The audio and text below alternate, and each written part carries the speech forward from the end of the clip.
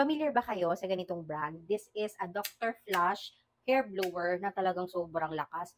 Marami na ako na-try na blower sa online kasi medyo mura-mura compare sa mall. Pero ito talaga, parang ka-level niya yung quality ng mga branded na nabibili natin sa mall. Isang air nozzle lang yung binili ko, pero they have 5 nozzles. Pero ito lang kasi yung sure ako na magagamit ko talaga.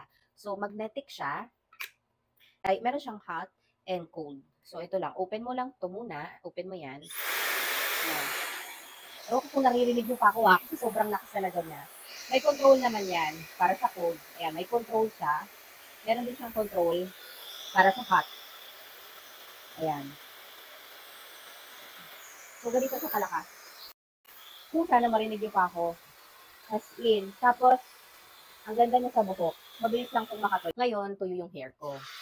Babasain natin siya. Babasain natin. Parang basang naligo. Ayan. O, nakita niyo naman, may tuyo-tuyo pa.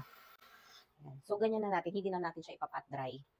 So, try na natin siyang gamitin. Para makita nyo lang kung gaano kabilis. Kasi sobrang na-amaze na ako dito dahil nga ang bilis niya makapagpatuyo. Tapos, pasok pa siya sa budget ko. So, i-on na natin. Yeah.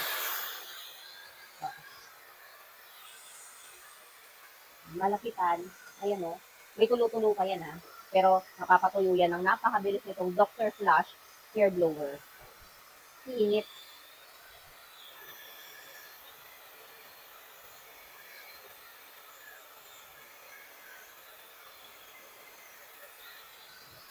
Gamit tayo ng supply.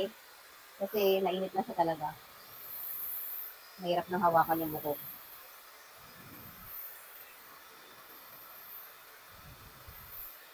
Oh, di ba? Nakita nyo? Halos tuyo na siya, oh. Ganun siya kabilis. Oh, di ba? Tuyo na siya. Tapos, malambot din siya sa hair. Nabudo lang din ako dito sa TikTok. Kasi, nung nakikita ko sa mga video nila, lumilipad talaga yung hair nila. Ganun talaga kalakas. Well, it's true. Talagang sobrang lakas niya. Ang maganda pa dito, may hot and cold siya. Meron din siya negative ion to protect our hair para hindi siya ganun mag-dry kahit araw-araw kang blower. Nakakaganda rin siya ng buhok. Maayos din niya yung hair mo if you want to hairstyle your hair. Meron siyang different color. May black, may macaroon, may blue, ay may parang pag-green din, and this is white. So, they have 4 different colors. Check nyo na lang din yung yellow basket para makita nyo. And ganito siya kalaki.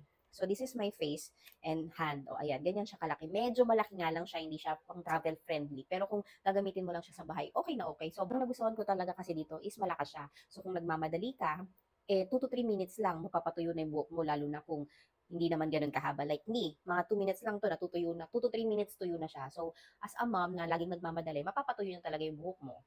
Best buy talaga siya. Try nyo na din, check nyo na lang yung yellow basket.